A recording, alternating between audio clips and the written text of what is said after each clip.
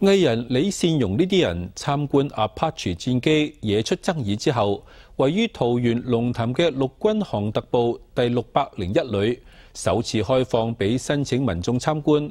雖然禁止進入機艙，亦唔能夠喺現場打卡，只能夠喺停機坪觀賞同影相。不過民眾仍然好興奮，影相留念。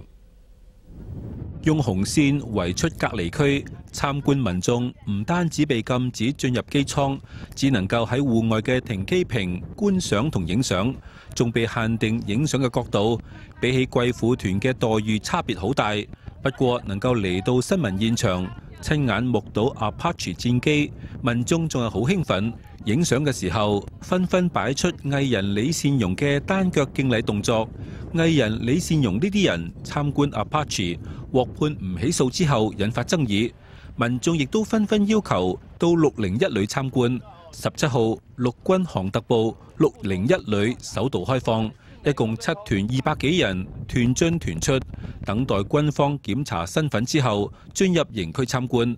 事實上，99年7月之後，601旅因為整建因素就冇再辦理營區開放。呢一次係5年幾以嚟第一次公開對外開放。